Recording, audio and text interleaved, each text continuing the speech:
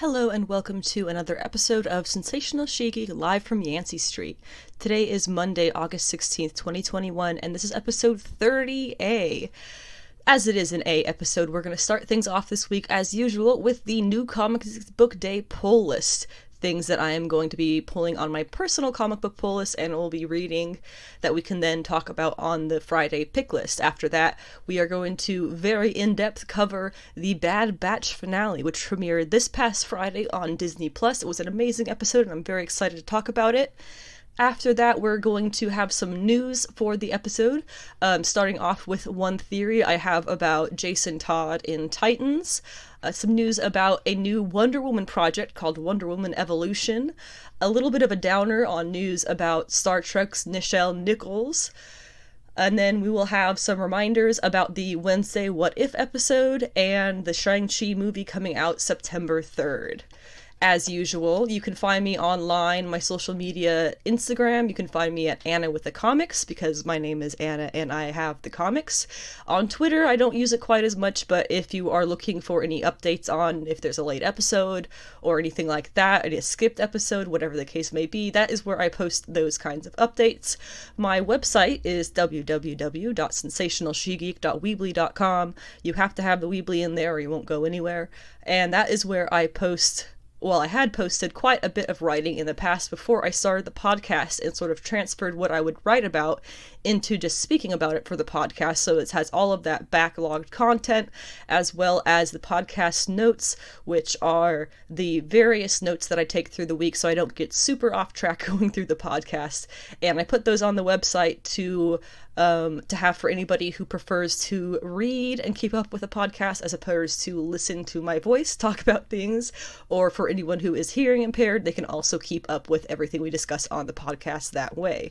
Also on my website, there are links to everywhere that you can listen to the podcast, including YouTube, which has all of the episodes in a playlist and also has action figure reviews, if that's anything that you're interested in.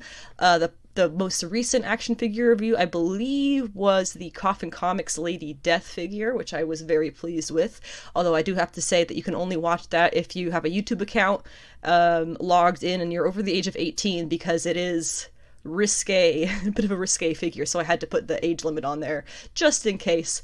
But the next figure that I will be reviewing on that is going to be the SH Figuarts Beerus, which hopefully will be arriving this week, and I will have that video up this weekend.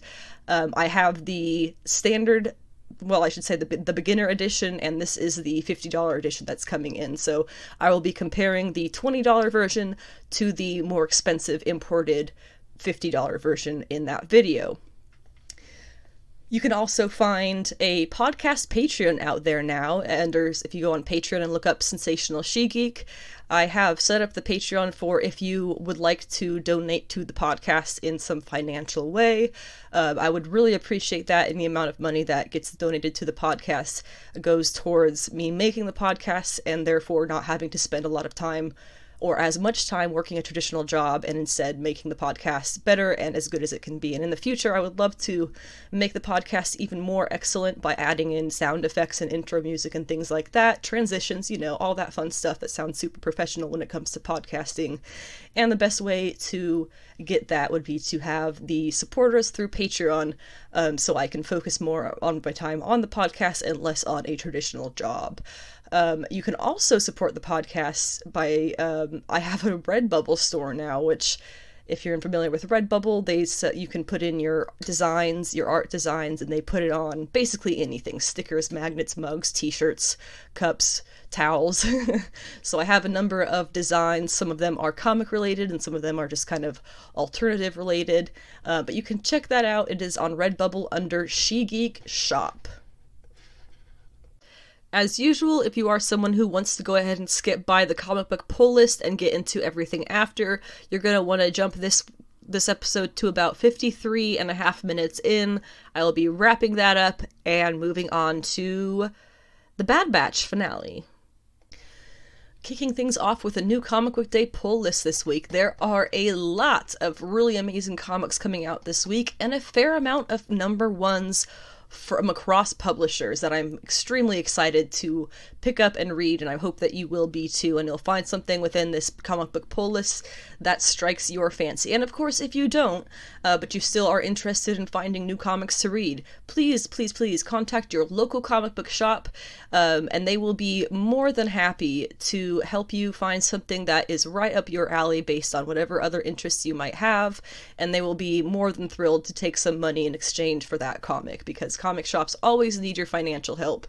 It's been a very, very long couple of years, and with the switch-ups that are happening in the industry between distributors and publishers and formats and things like that, it gets a little hard for them. So definitely check out your local comic shop if you want to pick up any of the comics that I am discussing here today, or see what else there is out there for New Comic Book Day. Because remember, no matter what I discuss here on my New Comic Book Day pull list, there is always a plethora of other information and comic books that are out there.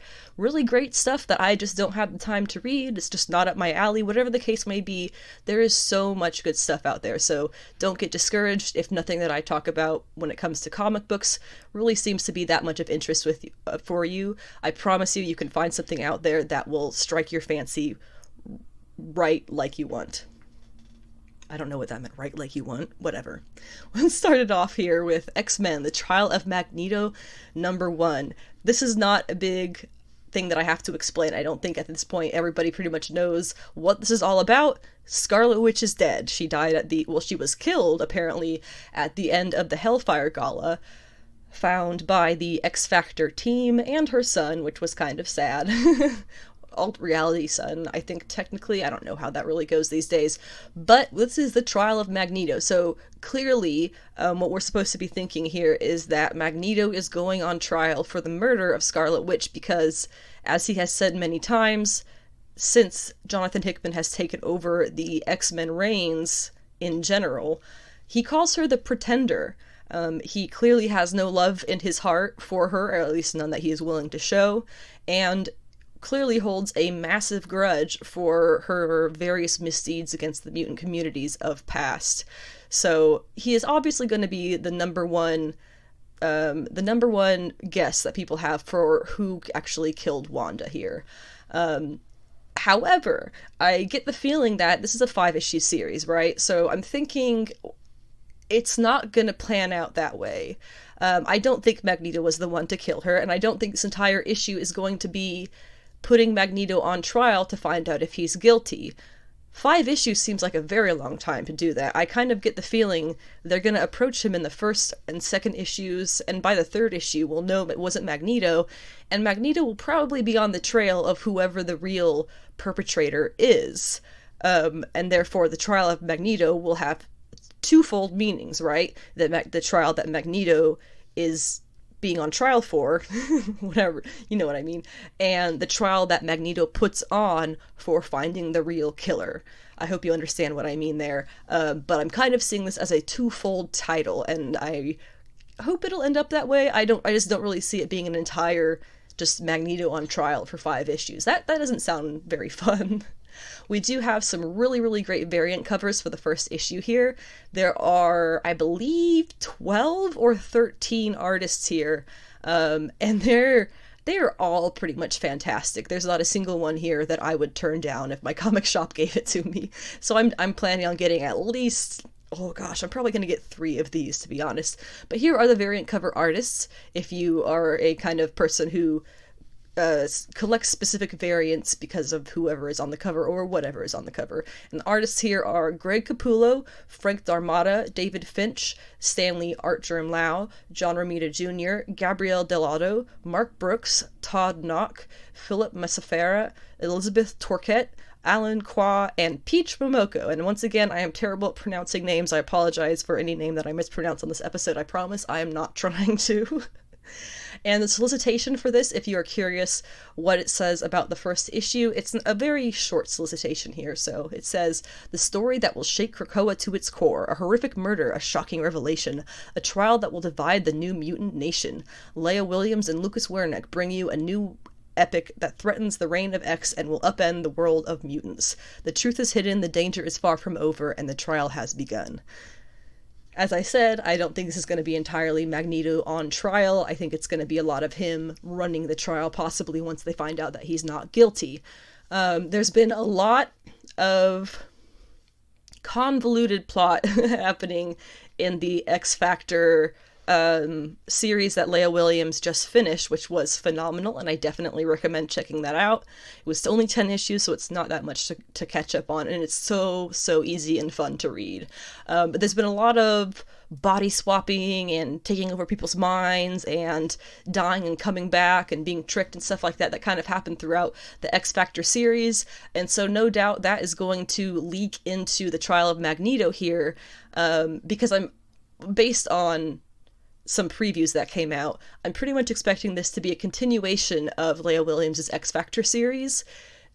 Basically 11 through 15 is what these will be, because we know that the X Factor team are going to be doing a lot of the investigating with this trial, but Polaris is not part of the team anymore because she is now on the main X-Men team. So no doubt that will also be a factor in stuff that happens with this trial, because once again, Polaris is a daughter of Magneto.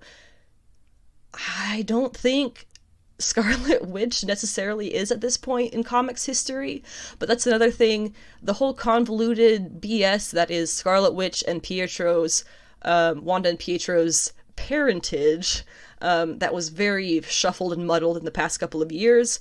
Hopefully by the end of the series will be a lot clearer, and hopefully we will kind of have an idea of where the hell Pietro is. I think he's still dead, but we haven't seen him in Reign of X, Dawn of X, anything like that, so I would like to have him be brought into this. Who knows, maybe it's Pietro who killed her, and he's back, and we just don't know that. That would be kind of cool, actually. I think the last time I read anything about him was after, Decimation, I believe. And he had that series where he went to Atalan and he was talking to his wife, well, his ex-wife there, and his daughter, and he tried to get his powers back, but then he ends up kind of dying. It's a really weird series, but that's the last time I read anything with him, so who knows where he's been since... Gosh, I don't know when that was, but I'm hoping Trial of Magneto will really smooth out their histories and give us a really solid canon to grasp onto for their characters and who's related to who. Starting off with some of the indie number ones that we have coming out this week is Eat the Rich number one. This has a fantastic Jenny Frison variant. It's actually got a couple versions of a Jenny Frison variant. I'm a big fan of her artwork, so I highly recommend that whenever I see it. It is going to be just a 5-issue series, so you're not signing on to something for a very long time here. It's going to be less than 6 months and it's all complete. It's going to be written by Sarah Gailey and drawn by Pius Back, and I have a solicitation here as the best way that I can figure out how to explain it. What unspeakable horror eats away at the heart of Crestfall Bluffs? With law school and her whole life ahead of her, Joey plans summer, her name is Joey, plans to summer with her boyfriend Aster in the seemingly perfect hometown of Crestfall Bluffs. It's a chance to finally meet Aster's family and childhood friends, all while enjoying a vacation with every need attended to by servants. But beneath the affluent perfection lies a dark, deadly rot. Will Joey discover the truth before it's too late, and if she does, can she survive to tell the tale? And this is, Sarah Gailey is a Hugo Award-winning author. She is known for The Echo Wife and Magic for Liars, which is one that I am familiar with. And artist Pius Back is known for Firefly and The Magician's Comic. If you read that, I believe it was a year or two ago that came out. And it says here that it is good for fans of Stillwater, which is a Chip Zdarsky series that I really enjoy, so... count me in. And once again, it is only going to be 5 issues, so you're not signing your life away to a long-term comic series. God of Tremors number 1 is also going to be a shorter thing. It's actually going to be a one-shot, and it is magazine format. How I'm kind of seeing this is if you read Eden, that came out as magazine format about a month or 2 ago, the God of Tremors will probably be a lot along that lines in your hands. It is written by Peter Milligam and Piotr Kowalski. Once again, it is a one-shot, and here is what the solicitation says it is about. A 19th century gothic horror of exorcism, demonic worship, and epilepsy. When Audrey has his first Ooh, Aubrey has his first seizure. He's pulled out of school and hidden away in the family's remote country estate. His father, a high-ranking English priest, tries to chase the devil out of Aubrey, but maybe the devil lurks in the grotesque pagan effigy that dwells on the grounds, and maybe the devil will turn out to be Aubrey's only ally. A singular tale of nightmarish terror and creeping enlightenment told against a backdrop of ignorance and brutality. God of Tremors springs from the fertile imagination of world-winning writer Peter Milligan and illustrations from Piotr Kowalski. Milligan is known for stories like Out of Body, Shade the Changing Man, and X-Force, and Kowalski is known for Join the Future and, apparently, Sex, which is a comic, I guess. Another indie #1 coming out, but is an ongoing series, as far as I can tell, is called Second Chances. To be completely honest, I might not end up picking this one up, because it does kind of fall along the lines of a few other series that sound very similar that I didn't really enjoy, but it is by Ricky Mamone and Max Bertolini. Ooh, I wonder if he's married, if he knows Helena Bertolini. That's not right, is it? Making a hot girl joke, or hot girl. Oh, that's not her name. Huntress. Huntress joke. Helena Bertinelli. Bertinelli, that's what it is, not Bertolini. I got off track here. The solicitation for Second Chances says that it is about Second Chances Hotline. Call now and get a new identity. All you need is some cash, a proper referral, and a good reason to start over. When LeBlanc, the man behind the hotline, is approached by a shady figure from his past, he's forced to accept a new client who doesn't meet any of the requirements. A client with chemically induced amnesia and desperate need of protection. Sounds kind of interesting. I'm kind of on the fence myself if I'm going to pick it up. The solicitation also says that it is a bizarre noir that feels like John Wick punching through an existential French New Wave fever dream. Wow, that's quite a mouthful. Another one, indie #1 coming out this week is Killer Queens. This one is actually only going to be 4 issues, so even shorter than the rest. Obviously, the title Killer Queens brings up some ideas, and yes, it is about queer people. It says, meet Max and Alex, reformed intergalactic assassins for hire, on the run, also super gay. Their former boss, a fluffy monkey with a jetpack, is hot on their tail to take back his stolen ship. They gotta eat, so they take a mission from Alex's old flame. Your standard, no-kill, casualty-free kidnapping recovery from a nearby moon. Only complication, half the moon is ruled by a fascist dictator hostile to foreigners. They're the Killer Queens, so what could possibly go wrong? Join rising star M. Boer and an all-LGBTQ creative team as they tackle issues of love, xenophobia, and the terror of fascist dictatorships in this hilarious sci-fi epic. It does sound hilarious. It sounds right up my alley, to be honest, and to make things even better, there is a gorgeous variant cover by Jen Bartel, who I am an art collector of, so this kind of feels like it's the perfect comic for me, in a way. As the solicitation said, it is written by David A. Neuer, who is known for the comic Kanto, which I think is a fairly recent one, as well as Alien Bounty Hunter, so clearly sci-fi is in his alley. And then it will be drawn by Claudia Balboni. And I have no information on her, I apologize, but it sounds fun. Let's see, going into a #1 from Marvel is Kang the Conqueror #1. We are all, of course, very recently familiar with Kang, for anybody who was not before, because of the recent Loki show that he appeared in, played by Jonathan Majors, absolutely brilliantly, in my opinion. This series is a kind of we knew this was coming sort of thing, because whenever you get characters, not whenever, but it tends to be a pattern that when you get characters who show up in the MCU, they have a bit of a resurgence in the comics. The most obvious example of this is Iron Man. Iron Man was not a popular character when they announced they would be making his movie coming out in 2008. And now that is very much not the case. So, Kang showing up in the comics with his own series makes a lot of sense after having seen him in Loki, as well as knowing that he is going to pop up as a new villain, presumably in Quantumania, which is Ant-Man and the Wasp. Is it 3, or is it Ant-Man and the Wasp 2? Or just Ant-Man 3, whatever you want to call it. It's Quantumania. This is going to be by Jackson Lansing and Colin Kelly, who are the writers, and it's going to have art by Carlos Magno and Espin Grungiturn. Oh god, I'm sorry. That was probably really Grungiturn. It's got a J in it. It is only going to be 5 issues, so again, not a long thing to sign your whole life away to. What the solicitation says here is pretty basic, so knowing about Kang and his character, this is going to be a nice series to familiarize yourself with him before, and everything he's involved with and everything that's kind of in his playbook before we see him whenever it will be next in the MCU, because I have a feeling we might see him in Multiverse of Madness.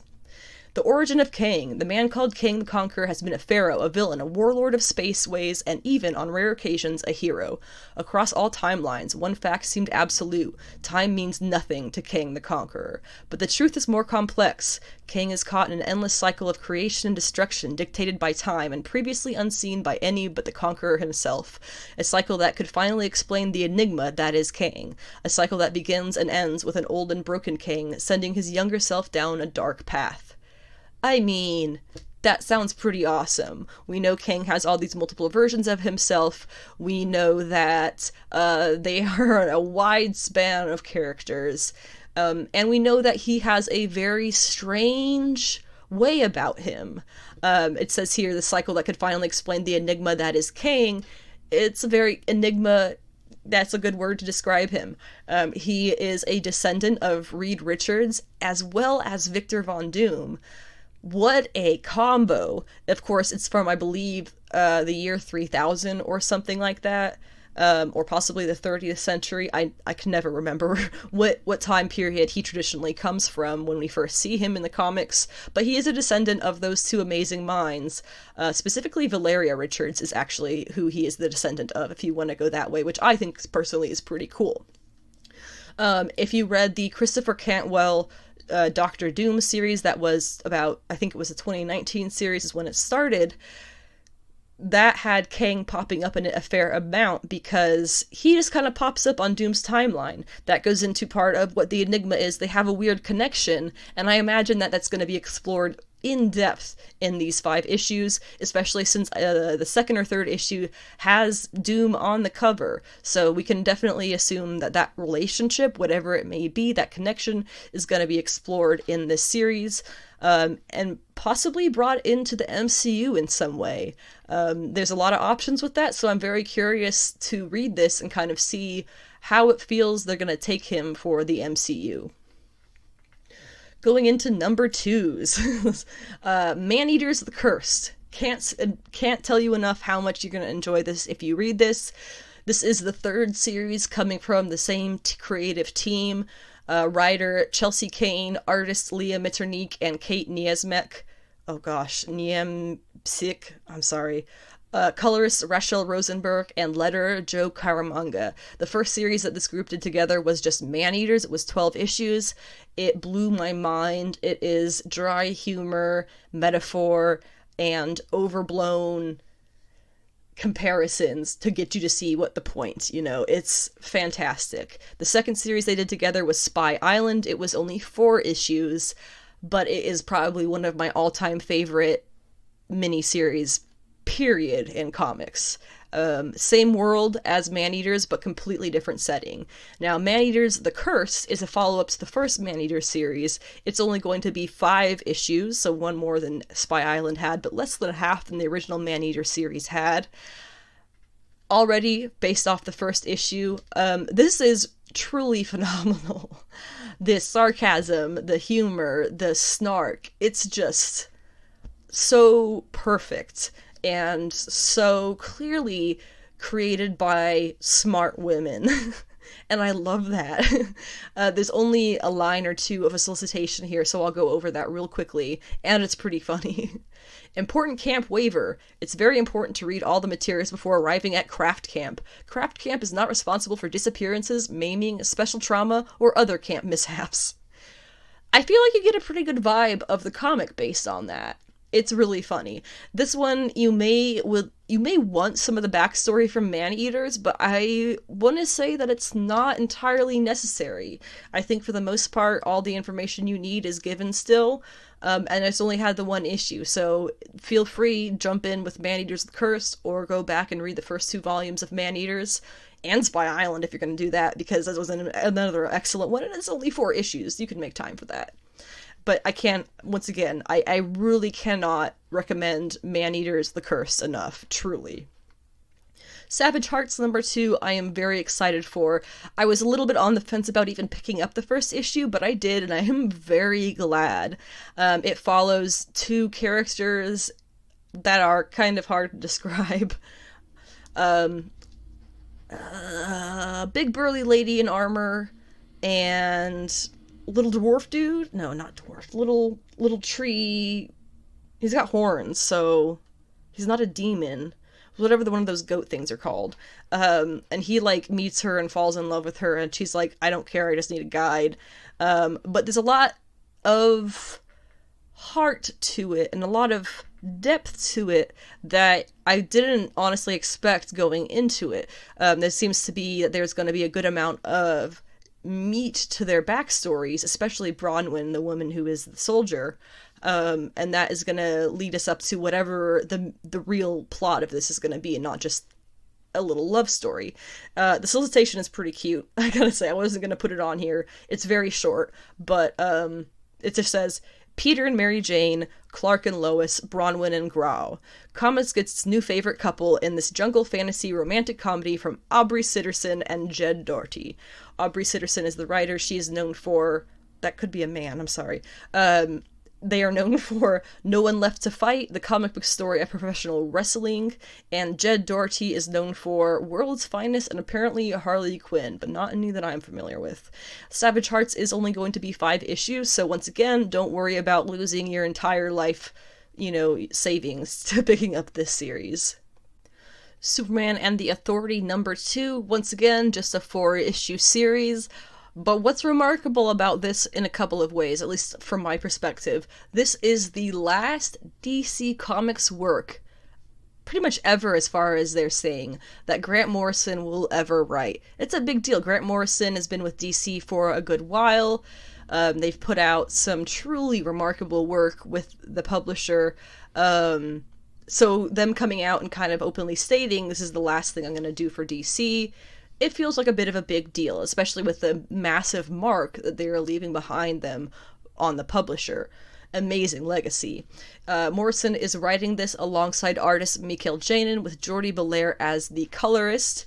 There was an interesting thing that came out before the first issue of this, and that was the announcement, or rather the news, that DC Comics and Diamond, I guess, would allow comic shops to return the first 2 issues that go unsold because of some reason. That's not something they ever really do, but for whatever reason, DC/Diamond felt the need to put that available to comic shops, so that if they order a bunch, it's a Grant Morrison comic, they're a pretty big name. If the comic shops order a bunch of comics and they don't sell, they have the chance to return them then to the publisher/distributor. That's not something that's very common in comic book publishing, and that is a big part of why comic shops struggle a lot, because it's a gamble in a way. Everything you buy is a bit of a gamble when you're a comic shop, if it's going to sell or not. So having them make this a returnable comic for the first 2 issues out of 4 issues is a very interesting thing for me. My husband and I talked about it a lot, our theories on what it is necessarily that made DC make that decision, especially if this is also Grant Morrison's last DC work. After reading the first issue, I had a theory that perhaps Superman was queer in some way, which I'll get into in a second, but my husband believes that it is probably, and he might be actually more right, that it has to do with the politics of Superman, specifically with, like, conspiracies and stuff like that he was involved with. I'm honestly not sure what it is. And in the second issue, maybe we'll get that a little more clear. But there is some kind of weird secret or reveal that happened with the Superman. And that's why I was thinking, oh, maybe he's queer. Because there was a line that he said to Manchester, or rather, Manchester Black said to him, to Clark Kent, saying, when you told the world who you really were and they turned their back on you. And my mind immediately went to, oh, he came out. And they didn't like it. However, my husband actually had a really good point that I didn't think of at all until he mentioned it. Bendis just did the thing where Superman came out as being Clark Kent, no longer having a super identity. That could be what he's referencing here as the world turned against you. It could also be some kind of political conspiracy that he got embroiled in, because we saw that there was some Reagan stuff going on. Not Reagan. Whatever president it was. Gosh. Kennedy is the name I'm looking for here. Wow, that was pretty bad. But whatever the case may be, I'm hoping in this second issue that we get that a little bit more solidified, what it was that Superman announced or revealed to the world that they turned against him with. Another thing that kind of made me think that perhaps he is queer in this reality is that there wasn't, the first lines we see from Superman is, ladies, gentlemen, and everyone else. While Grant Morrison is a non-binary person, it's very, well, delightful, honestly. I was delighted to see that, okay? I'm not gonna lie. I thought that was sick as hell that he put that in there. Sorry, that they put that in there. But that was another thing that I was like, well, that's not really something that Superman really, bothers himself to say, so maybe that's why he says it, because he himself is queer, and so he's involving more queer people in when he speaks. I don't know. The final thing about this is we know that this is a Superman who is not from the canon comics. He is an older Superman. He is not as old as the Superman that we see in the House of El, which was the future state stuff where he is like thousands of years old. It's nothing like that. This is probably real world, like 60, 50-year-old Superman, something like that. And he is losing his powers, which is interesting because Grant Morrison also wrote All-Star Superman, which was a story where Superman, through Luthor means, gets basically infected by the radiation of the sun, and his powers start multiplying. He's gonna die in the end. That was the whole point of it. But before he dies, his powers start multiplying, and so it's kind of funny. He gets more powerful in that, and in here in Superman and the Authority, he's losing his powers. So whatever ends up happening with this, I'm pretty sure I'm gonna dig the hell out of all 4 issues. I definitely loved the first one. I don't even know who Manchester Black is. Not at all familiar with that character. He seems kind of like a really flamboyant John Constantine. I don't know. He must be some kind of old school character, 90s thing or something, but I like him. I like their dialogue and their interactions here. And before I go too far on about this, we'll read the solicitation and move on. Clark Kent and Manchester Black continue to put Superman's new team together, even though keeping Black in check seems like just as difficult a job as convincing the new recruits to come along. The pair hits different parts of the world looking for different types of heroes. While Midnighter, Apollo, and Natasha Irons only need to tie up some loose ends before getting on board, the Enchantress is going to be a little harder. Superman is going to have to set her free from a deadly illusion hell-bent on destroying her before she can help him save the universe. And we still don't necessarily know why he needs this team. That's me now. It's not in the solicitation. We're not aware of those reasons yet, so that's something that we can potentially find out in this issue as well. Supergirl, Woman of Tomorrow, number 3. This is by Tom King and Bilquis Evely with Matt Lopez on colors. It is number 3 out of an 8 total issues that will be coming out, and this month's variant cover is by David Mack, and it's quite nice. I'll just read the solicitation. I will say before that, though, this is a fantastic series. I'm a big fan of Tom King's writing. He's writing this in a very different way than he normally does, and it is incredibly intriguing, and I am just thrilled with how he is writing Kara. What it says here is, Supergirl's journey across the cosmos continues. Her hunt to bring the killer Krem to justice brings her and the young alien in her care to a small planet where they discover that they are still some very small There are still some very small minds, even on the outer edges of the galaxy. The cold welcome the locals give the Woman of Steel makes her suspicious enough to go looking for secrets they want to keep buried, and what she finds is nothing short of horrifying. Can she and Ruthie get off the planet alive now that these deadly sins have been exposed? This is something I definitely know and have seen Tom King being very good about, and has already been very good about in this series for the first 2 issues that we've only had. Making things dire and writing very dark scenarios in a way that is feels very real. Not necessarily relatable, but just feels like that is a real tragedy that is happening on the page. And so I'm really, whatever it is that's going to happen on this next planet, I'm super stoked to see it. Still not sure if Crypto the Super Dog is alive or not. Maybe we'll find that out in this issue too.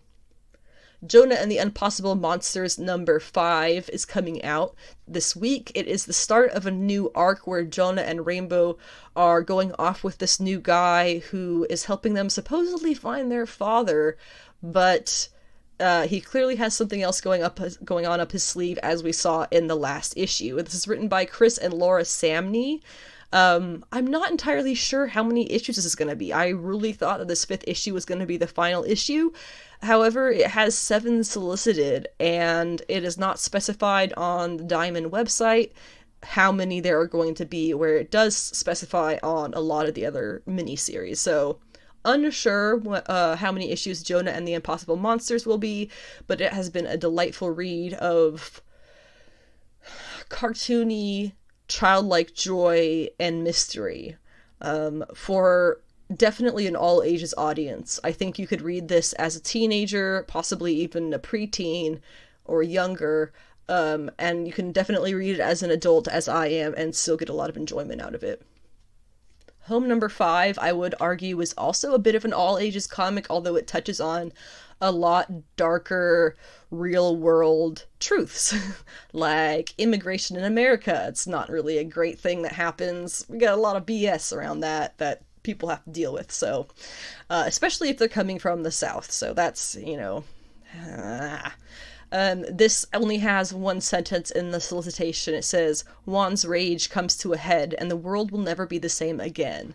Because this is a final issue by Julio Anta and Anna Wieszczyk. Oh god, I'm sorry. Wieszczyk. That's why I had trouble saying that. Wieszczyk. I don't know, man. I tried. This series has been about a young, I believe, Guatemalan boy coming up north to the U.S. border at Texas with his mother. They get separated. She gets sent home. He has powers, and that's part of why they're fleeing their home country, because his father was killed for his powers, and now the son is showing the powers, so she needed to flee the country with him. They get separated, and he ends up getting into the U.S. through using his powers kind of on accident and finding his aunt. And now we're kind of gonna, I don't want to give away too much, but it's the last issue. Whoever the letterer is on this, I have to give kudos to, because they do a great job in being able to show very clearly when a character is speaking English versus Spanish with the lettering. And that's something a lot of comics fans and readers kind of forget to stop and appreciate, is stuff like the letterers and sometimes even colorists. But this is one that you actually are kind of constantly reminded that they put in a good amount of work and thought into this. And it's nice to be able to pay attention to that every now and then, Superman Red and Blue number 6 is the final issue of the Superman anthology series. I will be picking up this issue where I have not been picking up any of the others, because it includes stories by Tom King, Matt Wagner, Sophie Campbell, Darcy Little Badger, and Rex Ogle, with art by Matt Wagner, Sophie Campbell, Steve Pugh, and Paulo Rivera. I'm not entirely sure what any of the stories are going to be about, but I know that the last time I picked up an anthology book that had a story by both Tom King and Sophie Campbell in it, I loved it. Like, way more than I expected. I believe that was a Batman Black and White issue. this Superman Red and Blue, we'll be picking this one up for those creators. There's also a stellar variant cover by Gabriel Dell'Otto if you are a fan of his stupendous traditional classically trained style of art, like Renaissance style of art. He's fantastic. Another Tom King, there's 3 Tom King books coming out this week between Supergirl, Superman Red and Blue, which is an anthology book, granted, and Batman Catwoman #6. This is Tom King with Clay Mann this time, who is easily one of the best artists in comics right now, if not, like, top 5, top 3 maybe. I've explained Batman Catwoman several times on this podcast, so I'm not gonna do it right now. You can go and look at some of my previous episodes if you would like to get a little bit of insight on what it is that is kind of their whole relationship that Tom King has been following from the start. I'm looking right now, I'm trying to find the last time that I did that. I believe it was in the 20s somewhere. I'm looking on my episode list to see the last time that I talked about Batman and Catwoman. Here we go. Episode 20B, I believe. Oh no, 20A is where the last time that I went through the entire explanation of Tom King's relationship between Bruce Wayne and Selina Kyle as he has written it for the past 5 years. 2016? Yeah, 5 years. So it's been a long road coming. But he writes their romance. Oh god, I can't even describe how amazing it is. I will read the solicitation here.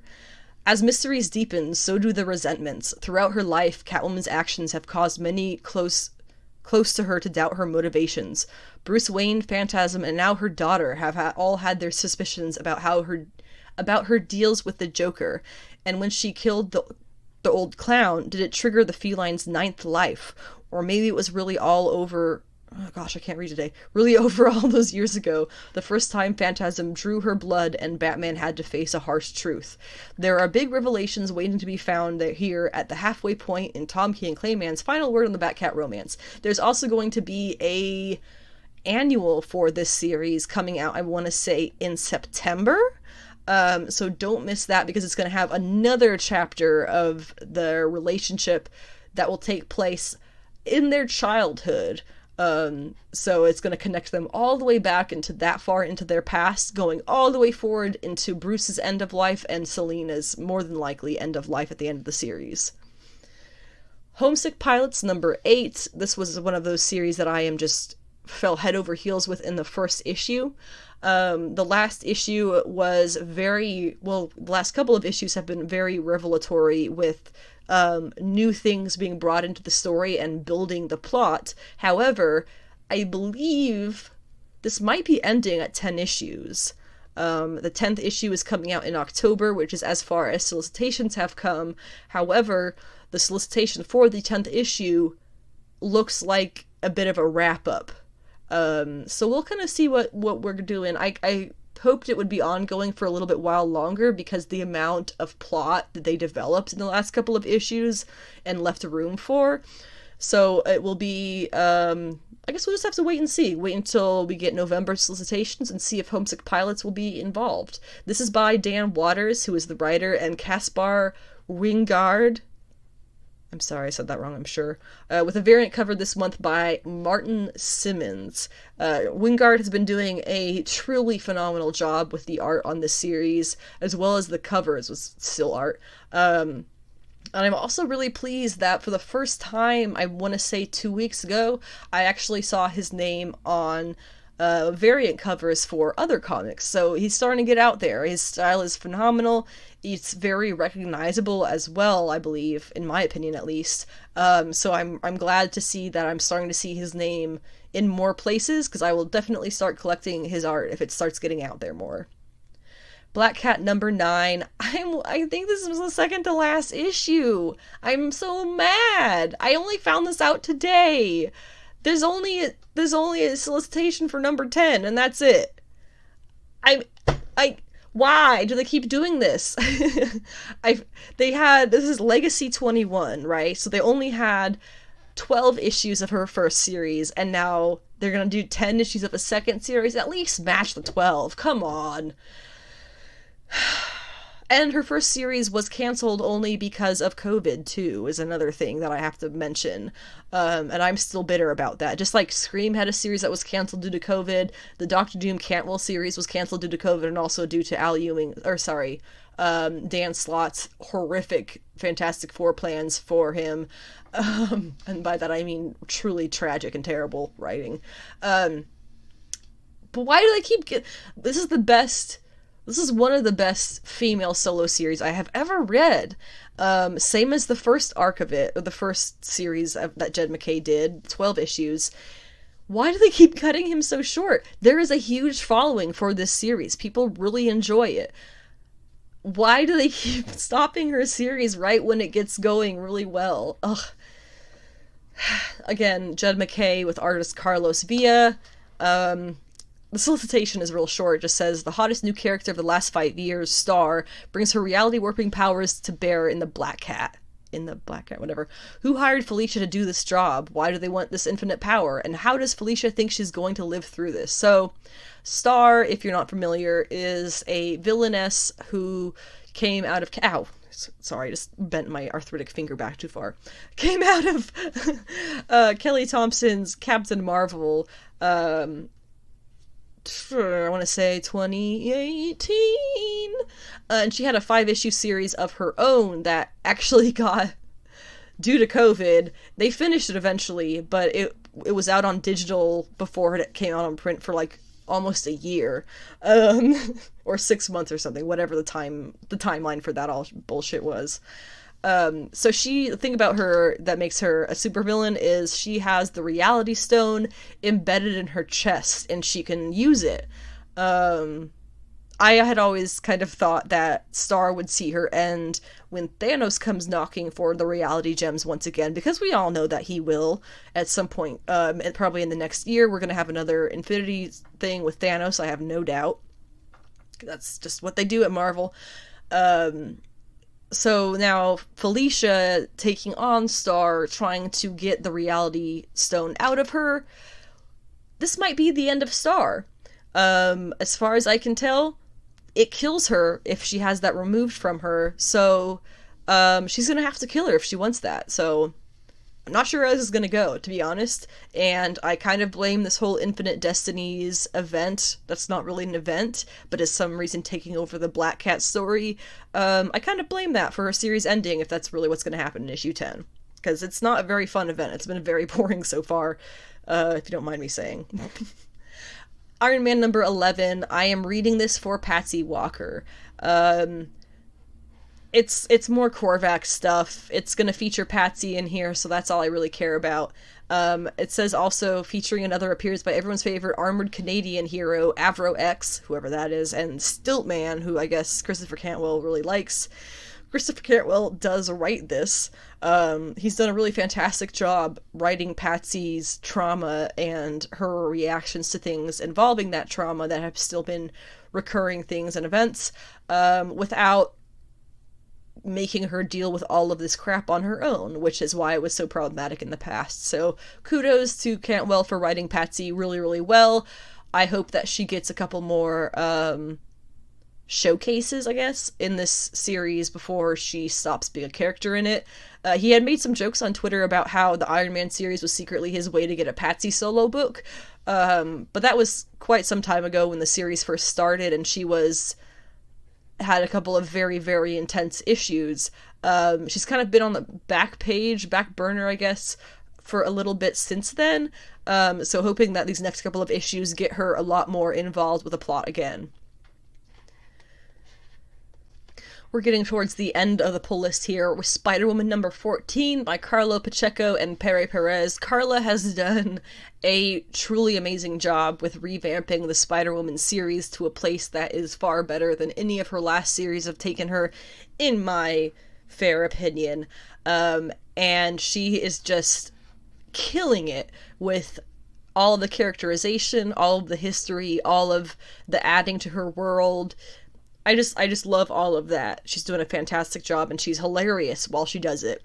I will read the solicitation. I seem to be doing that for all of them here, but oh well. It says, do you think, just because there were some done-in-one crazy action issues, that this arc wasn't serious?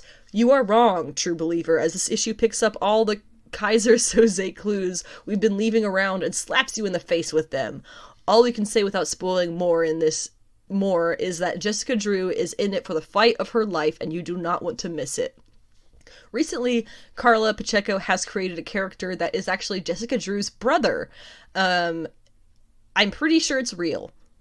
I'm pretty sure he's not a fake brother, because that's the thing that happens in comics sometimes too. And he's got a daughter, who I am also pretty sure is a real daughter, and not a fake daughter, because that happens in some comics sometimes as well. But the mother was fake.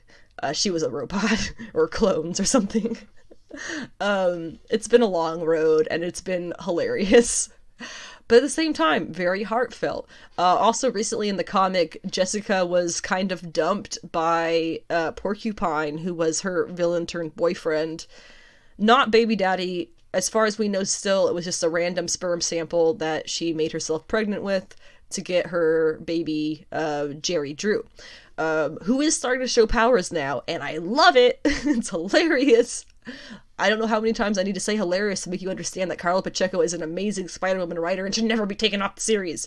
As far as I can tell, it is going to be ongoing into the future, and I hope it never gets canceled. I mean it. I never want this to stop. Marauders number 23, Gary Duggan, and I believe a new artist. Oh, sorry, Jerry Duggan. I learned that it's actually Jerry, not Gary, even though it's a G. It's a G-E, so that's why I guess Jerry. Whatever. The artist here, I believe, is a new artist for the series, Ivan Fiorelli. I was not a big fan of the guy who was doing art on Marauders for a long time. He drew Kate like a teenager, and she's not a teenager. We've established that she's older now. It says here, screaming into battle as new problems face mutant kind in Ireland, the Marauders bring in Banshee for some assistance, because he's Irish. Meanwhile, one prominent member of Verendi has their mind changed. That last bit, I'm pretty sure, refers to the little blonde girl who was one of the Verendi people, who the Cuckoos keep messing with her head for some reason. But she's like, the more they mess with her head and show her, I guess, who she really is, she's like losing it. So I think she keeps accidentally killing animals too, was something that was revealed recently as well. So there's something up with this kid, this blonde kid who the Cuckoos have an interest in for some reason. I don't think I'm really missing something. I just think it hasn't been revealed yet, but I could be wrong. I'm enjoying it either way. And finally, the last thing we're going to talk about here is Catwoman number 34. I am not reading this series very much. No, let me try that again. Rephrase that. I am not really thoroughly enjoying the series too well. I skim it. I truly skim it. And the reason that I'm still buying it, while all I do is skim it and not really enjoy the writing, it's got Jenny Frison covers, and they're truly phenomenal. You gotta look these things up. If you don't know what I'm talking about, look up Jenny Frison Catwoman covers and just be in awe, because they are so amazing. I will keep collecting the series as long as she keeps doing the variants for it. And as long as Poison Ivy, or as long as Poison Ivy is in it. That is a second reason why I keep reading it, or collecting it rather, is Poison Ivy is having some kind of something happening in it, and hopefully she will continue to be in it, I guess, because I'm a really big fan of her, and she's kind of been backplated. There's been a lot of effort to get her character moving forward into a new place, but it seems that there's kind of dueling ideas of what that place should be, so I'm very much hoping that this is going to, between this and whatever BS Tynion is writing in Batman, I'm hoping it's going to solidify a new path for Catwoman to be,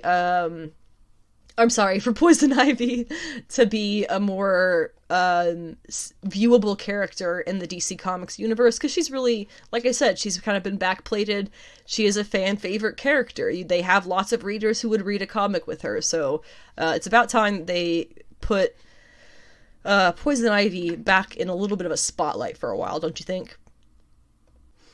Okay, folks, let's talk Star Wars The Bad Batch Episode 16, aka the finale, aka Camino Lost. I'm actually going to start with this instead of ending with it. if you like look up stuff about this episode, you'll find Google tends to suggest this inverse article. Don't read that article. They are wrong about a lot of stuff. The only thing they had right about that was that a character we see in the end is wearing a similar outfit to a character we see in Mandalorian, which I'll talk about when we get there. But they had a lot of stuff wrong. The character of Nala Se, they kept calling by the male character's name. Obviously not correct. And they kept calling the episode title Camino is Lost, which again is not correct and is a very easy thing for their editors to have fact-checked. So just recommendation, don't read the inverse article about the finale because it sucks. I found out the hard way. Okay, so anyway, moving on into the better stuff. Camino Lost. Really stupendous episode in my opinion. Things kick off right where the last one ended, of course, with the Empire ships opening fire on the big city of Camino as a way to demolish it. It's kind of nuts. It was kind of nuts to watch because when we think of demolishing buildings, first of all, we don't usually think of ships doing that in the air, like planes or stuff like that. We tend to think of like things on the ground demolishing this stuff. So it was pretty wild. Or you know, charges demolishing stuff. It was pretty wild to see them just, yeah, okay, we're not gonna, you know, do anything official. We're just gonna open fire on it until it sinks, and then we're gonna go. It's like the kind of a lazy way of doing it, but I guess it works. It was just really wild to see them just, yeah, we're just gonna shoot it into the ocean. It worked. It definitely worked. The batch are still inside, though, including Omega and Crosshair and Omega's bot, AZ, who looks a lot like Herbie from the Fantastic Four. Things are obviously quite dire as the station falls apart and blows apart around them, being sunk into the planet's ocean surface. Omega, Crosshair, and AZ get separated from the rest of the group when a door closes between them, and they end up getting stuck in a room that is flooding, while the station is still sinking. So the rest of the batch have to hurry and break that door down in order to save them. It all works out pretty much by the skin of their teeth, which is a saying I never really understood, but feels very appropriate here.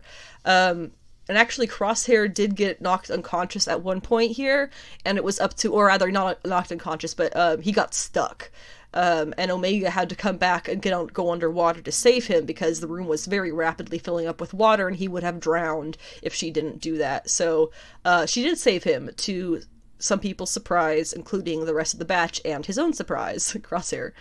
Then once they were finally reunited and slightly safer than a moment before, reunited as a group, the batch try to get to high ground, whatever that might mean, but the station starts sinking faster, and they end up hitting the ocean floor, which, the few points here, that was scary. It's one thing to be stuck at the bottom of the ocean in a safe, sturdy structure, but this was them stuck at the bottom of the ocean in a tin can that was quickly disintegrating. I'm one of those people with submechanophobia. Yeah, that's kind of scary. Seeing the Camino station going and just hitting the bottom of the ocean, that was, yep, nightmare material for me. Another point there, I really thought that the ocean floor in this seemed very close, but upon more thought, I guess it could just be one section of the Camino Ocean that's, you know, the ground level is higher up, and that's why they built the city there, because it was more accessible to rooting into the ground. I don't know, man. I'm trying. The situation gets even more dire than ever on the ocean floor, with the seams of the room that they're in starts leaking pretty bad. However, Omega is the one to spot where they landed. It was on top of that tube system from a few episodes ago that transports people all over Camino, and because of this, they're able to access the tube system and get, well, with the idea of getting to the base where Omega first showed them they were made, and then after that, getting to the next base along the tube system, which is where they have their ship parked up top of the water. So they end up getting into the tube system, which normally you have a little like elevator cart thing that takes you along. However, electricity is not really working right now, so they have to walk through it. The tube is full of it's very dark, of course, because the water is dark, and it's glass, and it's got all this cracks and growing cracks, and it's just getting worse and worse as they go through it. And then to make matters even worse, on top of that, they get a giant beastie boy in the water who is quite hungry, and he spots them and decides they'll be a tasty snack. It's mentioned that the tube system is usually electrified to avoid attacks from that particular monster or other ones like it, but the power is out, so it does attack them and the tube, and it causes some real major leaks and cracks in the glass, and they basically have to flee to the other end. AZ is smart enough to go ahead and use his own power supply to boost the tube's electrified protection thing, which finally gets the monster to go away, but there is quite a bit of damage done to the tube. They have to rush on out of there as it fills with water behind them, pretty much, and AZ blew the remaining power for the whole area by doing that, as well as draining a good bit of his own power supply, so AZ is looking a little bit sketchy now in terms of survival as well. Eventually, the whole batch gets back to the lab they were created in, and in a conversation with the other batch members, Tech basically explains to the others that Omega was actually born before them. She's technically older than they are. This is something that we didn't necessarily get confirmed until now. However, we had been teased very strongly that was what was going on based on some very short conversations that were had in previous episodes. I had my suspicion of this from some things that she said in the last episode, and it's really nice to have that confirmed, although it is not fully explained outright. We are very much led to believe, pretty much left to assume, that while some of the clones are made to age faster, which is something that was developed and learned about in previous series, Omega's aging must have had the opposite done to it, where they slowed her aging down. I had thought maybe they put her in some kind of stasis, but there is no reason to believe that based on this conversation and all their interactions and things that are said. It seems much more like she was just down here by herself, being a child for pretty much eternity, and they came and I guess helped them into existence and watched them get born and created and made different, just like she was. And then she was alone again for a long time. So when she meets them again, she recognizes them as her brothers, explains a little bit more about her character being the way that she is. Unfortunately, when they all get to the next underwater room, they see that through the windows that have thankfully not shattered, that the next station the next section of the tube that they were meant to go through is crushed, completely unusable, meant to take them to the next post, which has their ship in it. Fortunately, though, they are in a medical lab that includes these like sealable person-sized glass pods, so they figure out they can, if they put themselves into the pods, the little pill containers will like carry them to the surface, because the bodies they tend to float, right, if they have air in them, and then the air in the pod would also really help that along. So AZ is going to be the one who stays out of the pods and swim alongside the pods to make sure that they don't, because they're glass, they don't run into anything and get destroyed or hurt or trapped or anything like that. It's a good plan, but AZ's power is still running really low, so there's a lot of tension growing at the same time, with the tension of the station is constantly degrading underwater. So a lot of stuff that they're working against here. And AZ has actually mentions that he had to backup or access his backup power already at this point in the episode. A little bit of foreshadowing, if you don't mind me saying. Omega sets the charges. They all load up into the pods. The charges are on the glass wall so that when they blow, the walls will cave in, bring the ocean in with it, and send all of the Bad Batch in their pods, little pill containers and things, up towards the surface once the whole room is filled with water. And for the most part, it works. AZ is a great little helper and kind of the hero of the hour, in my opinion, as he's able to keep them from harm on their trip to the surface. Unfortunately, all is not well, and Omega's pod does get trapped beneath some metal scaffolding of some kind that is still falling down to the bottom of the ocean, and it catches her and starts pulling her pod thingy back down with her inside of it with it. So AZ, seeing that the others are fine, they're still going up to the surface, follows her down, uses his gear to cut the metal off of her to get her free, and then starts pushing her back up to the top again. We immediately see that AZ's batteries are fading now strongly, and with one final shove, very emotional moment. Star Wars and robots, man, it's something else. He tells Omega that her path to the surface is clear, and he says, my objective is successful, and dies, basically, powers down.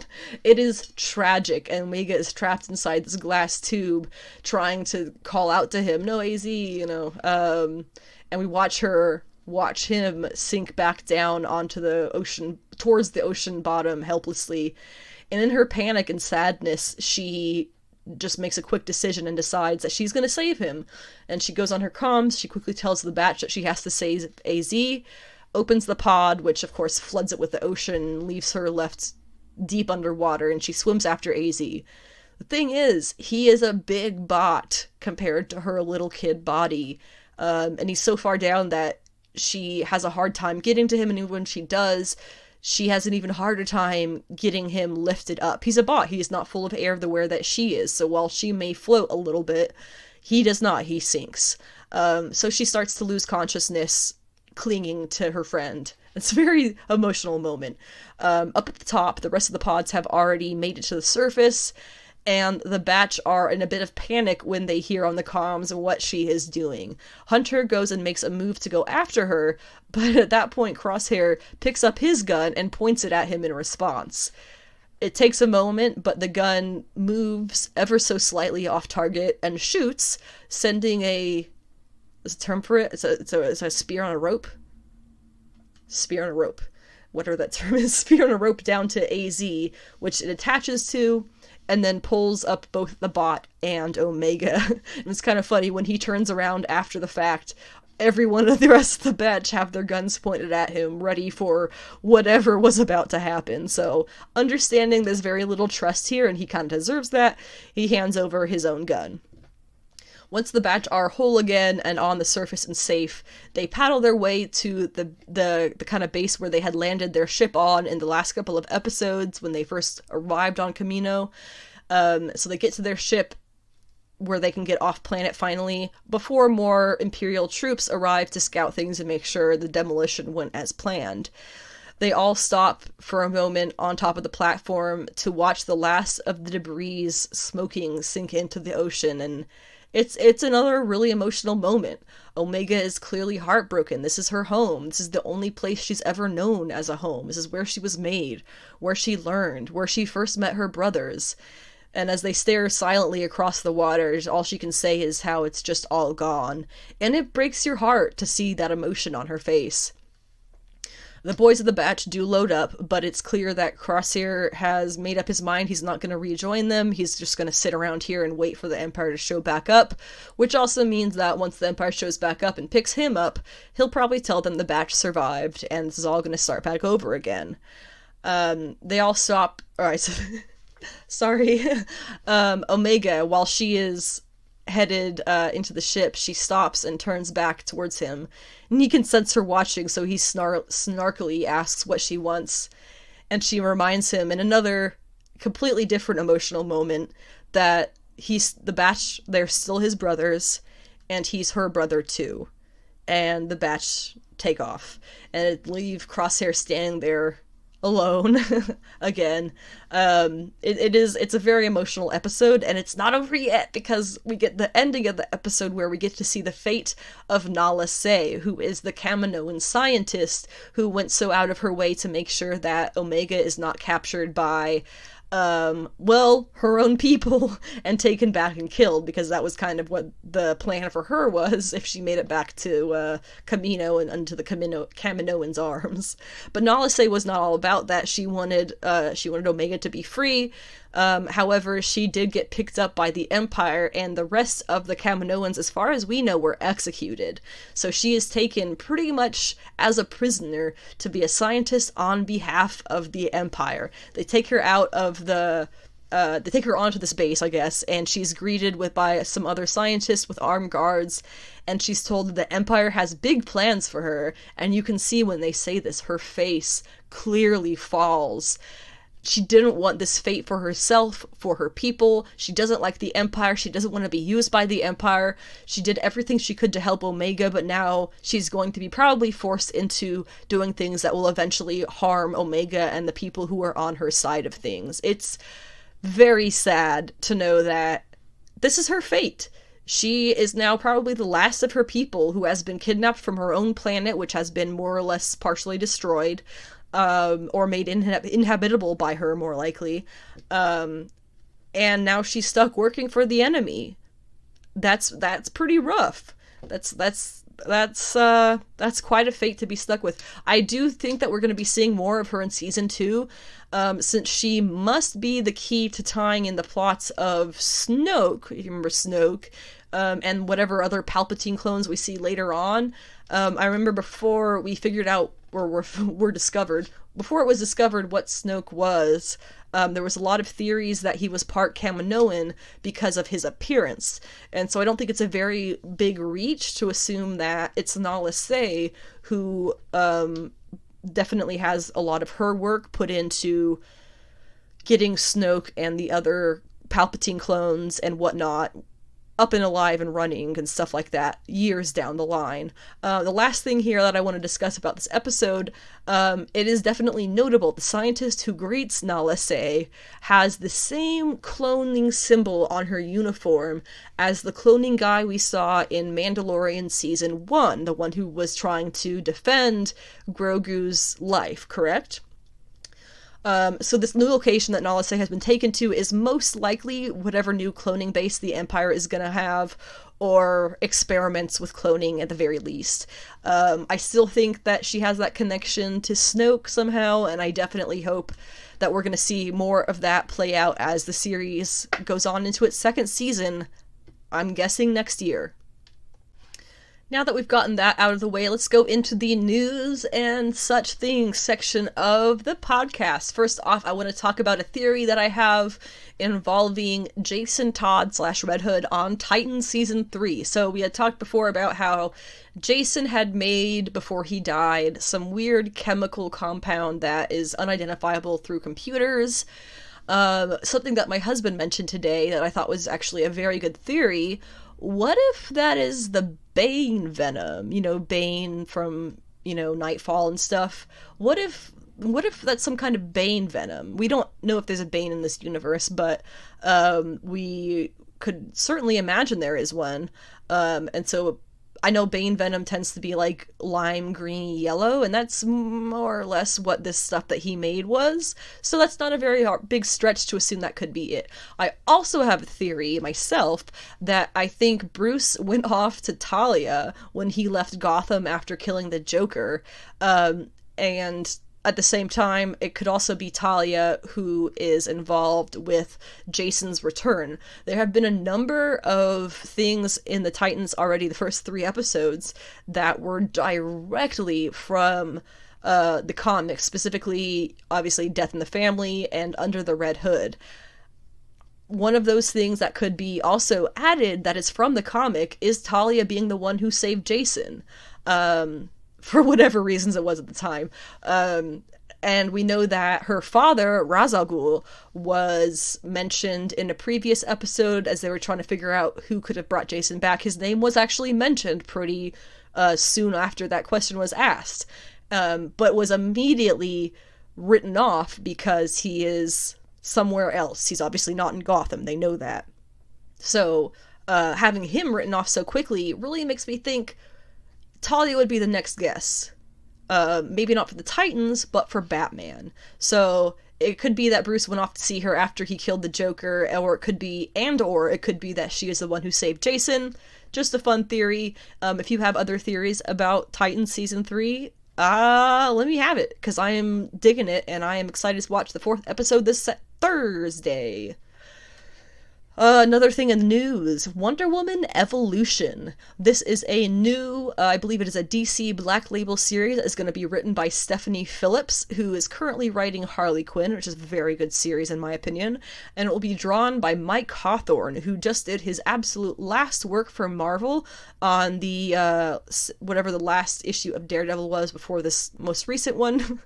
So he is now moving over to DC Black Label to do this Wonder Woman Evolution series with Stephanie Phillips.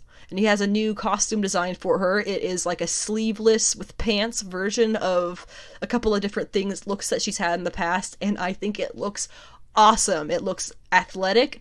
It kind of reminds me of the Shazam family in Shazam. The girl in the purple. It reminds me of her outfit a lot, except without a cape. And it looks great. Mike Hawthorne did a fantastic job of designing it. I do have one little clip here that I can read in an interview with Newsarama, where Stephanie Phillips announced this project. She described the forces Diana will find herself up against and what she plans to explore in the series, and here is that quote. Their job is to keep all the various planets and species in check. When one gets a little too far out of line and poses a threat, they intervene. At the moment, they see humanity as posing a potential threat, and not just to Earth itself, but to the cosmos. The story will explore how they serve and make their decision about humanity and why Diana is the chosen proxy. It's like spacey. I mean, this sounds cool. I don't get it really yet, but I'm sure I will, and it sounds awesome. Diana being the, like, representative of Earth, I think, is kind of where I'm gathering here. Kind of like how, oh god, I'd hate to bring this up, but there was the Ricky and Morty episode, the Show Me What You Got. It's like that is kind of what it feels like. I can't believe I actually made that comparison. I apologize.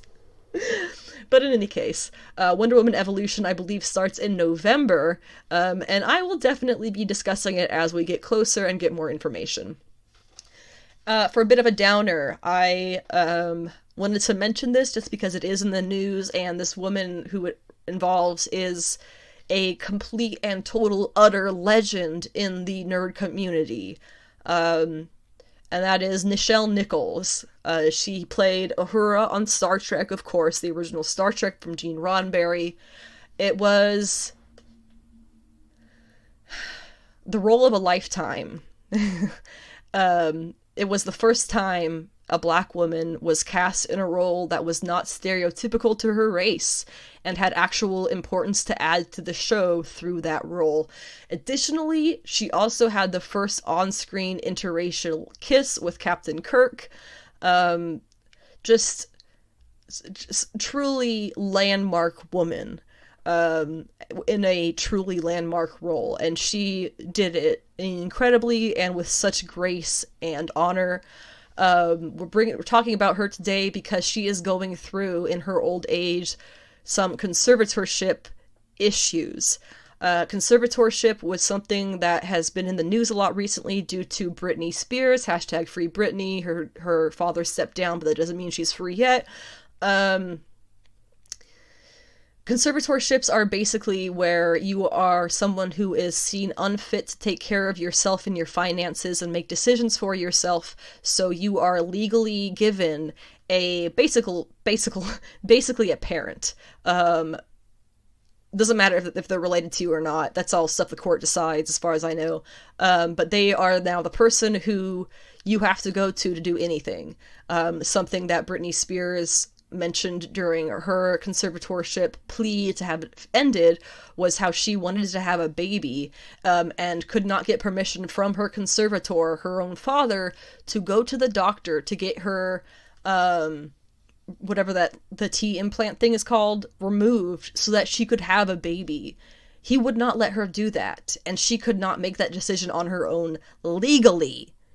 That's pretty nuts. So when Nichelle Nichols came up in the news this morning with the term conservatorship, I felt like that was something that needed to be mentioned. I am not, to be honest, 100% clear on the information that is all out there. There are a lot of New York Times articles and other articles that are talking about it if you want to get that information, but the very basic rut of it is that I've kind of figured out is that since she has developed dementia, Nichelle Nichols, unfortunately, has developed dementia, and since 2018, there has been a battle of 3 different parties trying to take charge of her life, money, funds, absolutely everything. This is obviously something that, for a woman like her, who is her age, who is developing dementia, having 3 different people trying to vie over controlling your every single aspect of your life is not going to be something that's going to be pretty to live through. At the very least, that is why I wanted to mention this, because she deserves all of the respect and all of the honor, and being aware that there's this kind of battle happening over her right to live, kind of, in a way, is very disheartening. So please, if you want more information about that, do go read the New York Times articles. I know that there was another, I want to say LA Times, it may have been the New York Times as well. It was an article that had been posted, I believe, around 2018 when this all kind of started. And the person who interviewed her didn't see a need for a conservatorship. She was there, she was clear, she was sane, she was capable of thought, you know. You only really give conservatorships to people who mentally cannot be adults in their own lives. And clearly that was not the case at the time this conservatorship was first put into place. So I definitely recommend reading up on the information. I know that I will be after I finish recording this podcast, and once I have some time to do that, because she is an incredible woman and does deserve all the respect in the world, and I hate to see that she might be going through something that is traumatic to someone like her. And a little bit of a more up note here, we're getting towards the end of things here. Just as a reminder, 2 different reminders, I suppose. What If episode 2 is going to be happening? It's going to be premiering on Wednesday on Disney Plus. It will be up at midnight, I believe. It is going to be this episode, T'Challa Star-Lord. There's a couple of things to note about this. This was recorded before the passing of Chadwick Boseman to cancer. This was the last anything to do with Black Panther that he did. So I definitely expect there to be some tears during watching this, because this, as many people have said, Chadwick Boseman was King T'Challa. He embodied that. He did a fantastic job from head to toe. In the public, in the press, absolutely just honoring the character and being true to what the character means. And as we all know, he, I believe, passed away, I believe, last year, due to cancer that most, if not all, of his coworkers were unaware of. Clearly very private about it, and did not want that to be affecting his career. So when he filmed this this episode of What If, when he voiced T'Challa one last time, he probably knew he was dying, or at least knew that things were not looking well for his health. And this is the last thing that he did as Black Panther, one of the last things that he did for his career, if not the last one. So this is gonna be a lot of feels. Any other time, if there's ever any Black Panther, it's not gonna be him. This is it. And I definitely, kind of on the same thing, whenever we see finally Wakanda Forever, bring a tissue box with you, because you can bet your ass that they are going to put every ounce of energy they have into an intro that will make you cry your fucking eyes out. Sorry for the language. Not really, because I mean it. We're all gonna sob. They're gonna make sure we sob. So I have a feeling they're gonna make sure we get a little bit emotional about Chadwick Boseman on the Wednesday episode of What If, as is due.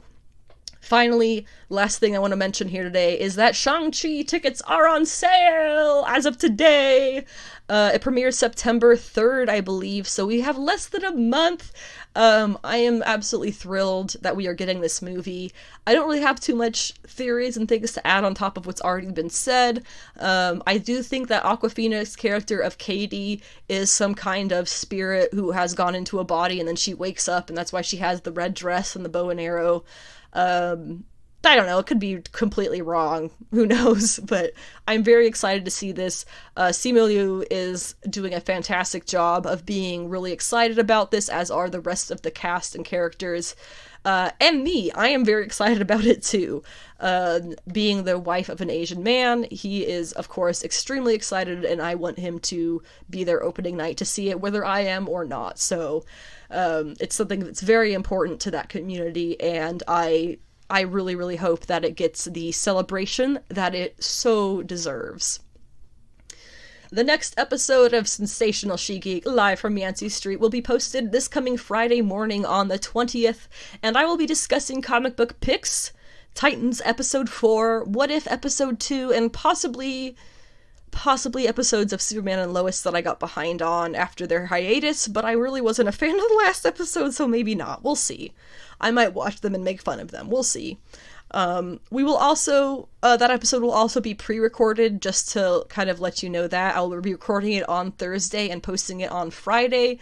So if there's something that happens Thursday night or Friday morning, it will not be in that podcast. It will have to happen on the Monday, 31A.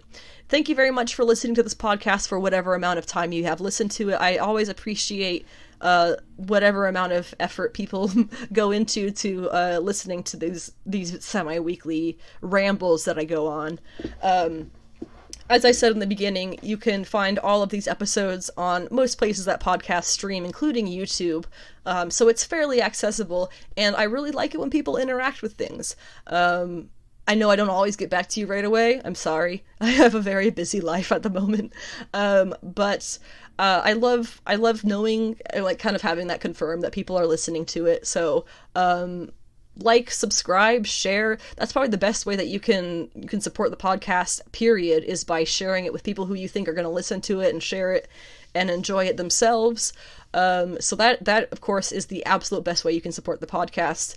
And then if you want to donate to the podcast, as I said in the beginning, I have the podcast Patreon, Sensational She-Geek, as well as the Redbubble store that goes directly to the podcast fund as well.